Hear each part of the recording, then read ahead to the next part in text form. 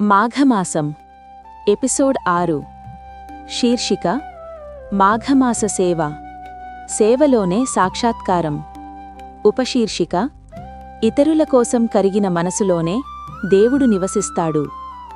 మనం దేవుణ్ణి ఎక్కడ వెతుకుతున్నాం? మనిషి జీవితమంతా ఒకే వెతుకు. దేవుడు ఎక్కడున్నాడు? ఎలా దర్శనమిస్తాడు? ఏ పూజ చేస్తే కనిపిస్తాడు?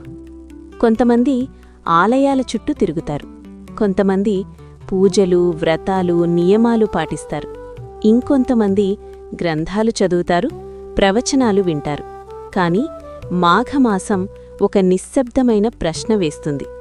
నీవు దేవుణ్ణి ప్రేమిస్తున్నావా, లేక దేవుడి ద్వారా నీ కోరికలను ప్రేమిస్తున్నావా? ఈ ఎపిసోడ్ ఆ ప్రశ్నకు సమాధానం. మాఘమాసం కేవలం వ్రతమా? మాఘమాసం అంటే ఉదయాన్నే నదీ స్నానం, దీపం వెలిగించడం, నియమాలు పాటించడం. కాని ఇవన్నీ ఎందుకు? శాస్త్రం చెబుతుంది, మాఘమాసంలో మనసు కరిగితే అదే నిజమైన పుణ్యం. అన్నం లేనివాడికి అన్నం పెట్టడం, దారి తప్పినవాడికి దారి చూపించడం, బాధలో ఉన్నవాడిని ఆలింగనం చేయడం, ఇవి అన్నీ మాఘమాసానికి నిజమైన అలంకారం. రామయ్య పరిచయం. ఆ చిన్న గ్రామం పేరు ధర్మపురి. అక్కడ రామయ్య అనే వ్యక్తి సాధారణ రైతు. పెద్దగా మాట్లాడడు, తన పనిలో తానుంటాడు. కాని గ్రామమంతా చెప్పుకునేది ఒక్కటే, రామయ్య మనసు చాలా పెద్దది.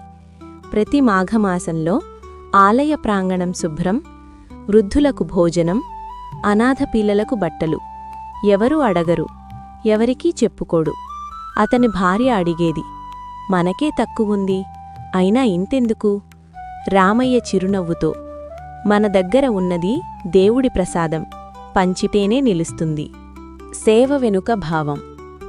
రామయ్య సేవకు కారణం ఏమిటి?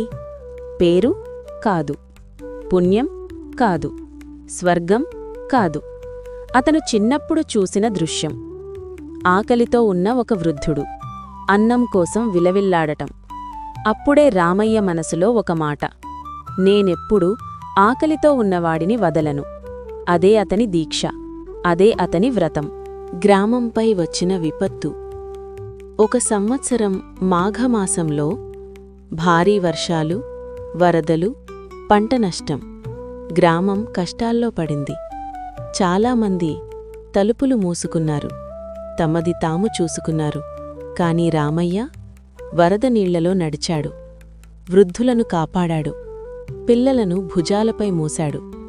అతని శరీరం అలసిపోయింది, కాని మనసు ఆగలేదు. త్యాగం యొక్క శిఖరం. ఒక రాత్రి రామయ్య దగ్గర ఉన్న చివరి అన్నం. ఎదురుగా ఒక కుటుంబం. పిల్లలు ఆకలితో ఏడుస్తున్నారు.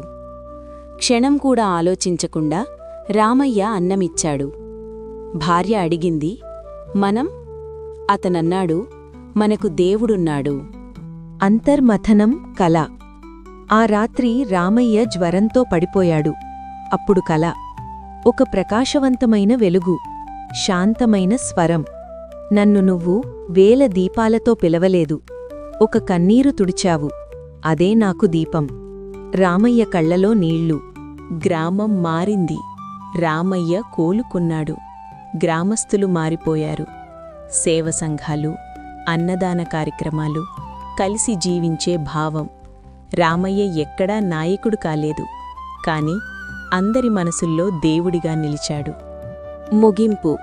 మనకు మాఘమాసం ఇచ్చే సందేశం.